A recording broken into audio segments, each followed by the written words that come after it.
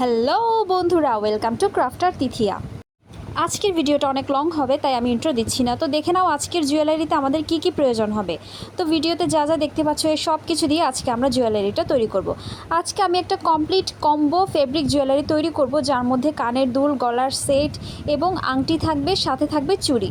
তো এখানে যা যা দেখতে পাচ্ছ সব কিছু আমাদের প্রয়োজন হবে। মেটাল চার্ম তোমরা তোমাদের পছন্দ মতো নিতে পারো, আমি আমার পছন্দের মেটাল চার্ম নিয়েছি।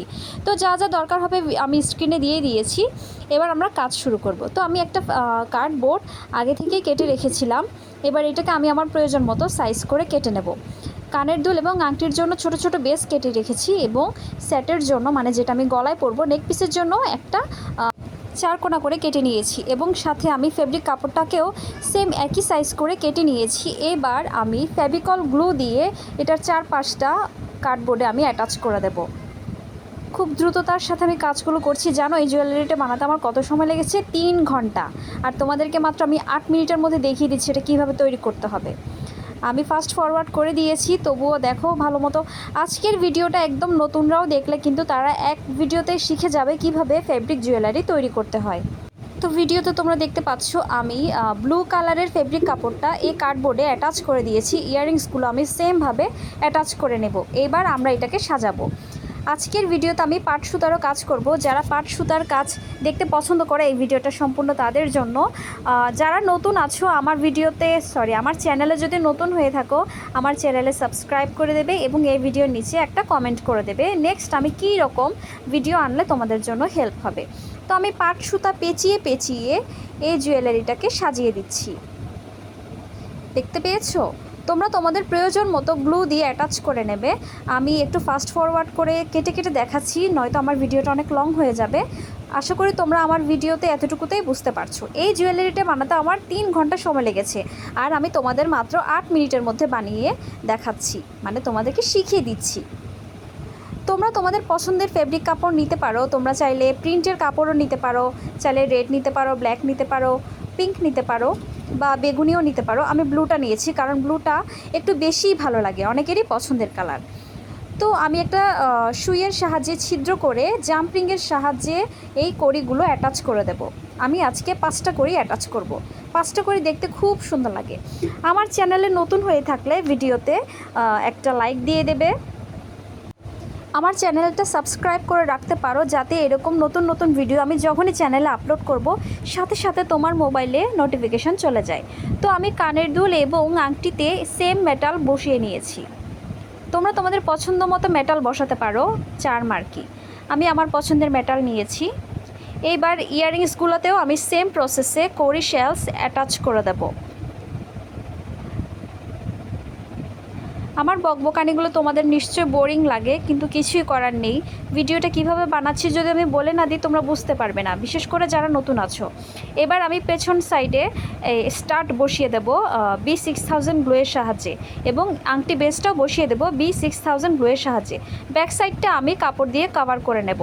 এই জিনিসটা আমি এজন্যই দেখাচ্ছি, যদি আমার ভিডিওতে নতুন কেউ থাকে তারা যাতে বুঝতে এটা সুবিধা হয়। আমার চ্যানেলে যারা নিয়মিত থাকে তারা জানে এটার পেছন সাইডটা আমি যখন অ্যাটাচ করে দিই ফেব্রিক কাপড় দিয়ে, আমি ভিডিওটা করি না কারণ এটাতে সময় অনেক নষ্ট হবে এবং ভিডিও লং হয়ে যায়। এইবার আমি এই জুয়েলারিটাতে অ্যাক্রিলিক রং দিয়ে ডেকোর করে নেব, কারণ এই জায়গাটা একটু খালি খালি লাগছিল। আজকে আমি একটা ব্রাশও খুঁজে পাচ্ছিলাম না, মানে তুলি যেটা পেয়েছি সেটা দিয়েই আমি কাজ সেরে নিচ্ছি। দেখো হয়তো আজকে একটু উল্টাপাল্টা হয়ে যাচ্ছে, কিন্তু যখন ভিডিও বানাতে বসলাম আমি সময়টা নষ্ট করতে চাচ্ছিলাম না। অনেকেই হয়তো জানো না আমি যমজ বাচ্চার মা। তো আমি যখন আমার বাচ্চারা ঘুমিয়ে পড়ে তখনই আমি ক্যামেরা নিয়ে বসে পড়ি, জুয়েলারির জিনিসগুলো নিয়ে বসে পড়ি, একটা চট করে জুয়েলারি বানিয়ে ভিডিও করে ফেলি। পরবর্তীতে আমি ভয়েস ওভার দিই। তো বুঝতে পারছো আমি কতটা স্ট্রাগল করছি। তাই বলছি আমার চ্যানেলে নতুন হয়ে থাকলে বা আমার ভিডিও ভালো লাগলে একটা লাইক করে দেবে, ভালো লাগলে শেয়ার করে দেবে, চ্যানেলটা অবশ্যই সাবস্ক্রাইব করে দেবে। তোমাদের ভালোবাসা পেলে আমার আরও উৎসাহ বাড়বে, আমি নতুন নতুন আরও সুন্দর সুন্দর ভিডিও তোমাদের জন্য নিয়ে আসতে পারবো। তো আমার প্রায় এটার কাজ শেষ। এবার আমি টার্সেল রেডি করব। এই লাসি সুতাটাকে আমি আমার প্রয়োজন মতো কেটে নেব, এবং দুই পাশে আমি অ্যাটাচ করে দেব ফেভিকল গ্লুয়ের সাহায্যে। ওই যে দেখতে পাচ্ছ চুড়ি, ভিডিও কিন্তু এখনও শেষ হয়নি, টেনে টেনে দেখবে না, নয়তো অনেক কিছু মিস করে যাবে। তো আমি আগে টার্সেলটা রেডি করি, এরপরে চুড়িগুলো দেখাবো কিভাবে বানাতে হয় বা আজকে কোন ডিজাইন আমি চুড়িগুলো তৈরি করব। সুতাটা অ্যাটাচ করার পর আমি ব্যাক সাইডে কভার করে দিয়েছি ফেব্রিক কাপড় দিয়ে। এবার আমি কটন বল দিয়ে এটাকে ডেকোরেট করে দেব। আমি স্কাই ব্লু কটন বল নিয়েছি, কারণ ব্লু জুয়েলারির মধ্যে ব্লুই যদি আমি কটন বল দিই দেখতে অতটা ভালো লাগবে না। যদি আমি একটু ভিন্ন কালার দেই তাহলে এটা খুব সুন্দর লাগবে, দূর থেকে অনেক ভালো লাগবে। স্কাই ব্লু এবং পিঙ্ক কটন বল দিয়ে আমি আজকে এটাকে সাজাবো। আমি দুই পাশেই সেমভাবে এটা তৈরি করে নেব। আমি এক পাশটা দেখিয়ে দিচ্ছি তোমাদেরকে, যাতে নতুনটা বুঝতে সুবিধা হয় যদি আমার চ্যানেলে নতুন কেউ থাকে। তো দুই পাশটা আমি সেমভাবে করে নিয়েছি। এবার আমি টার্সেলটা তোমাদেরকে দেখাবো কিভাবে আমি এখানে অ্যাটাচ করব।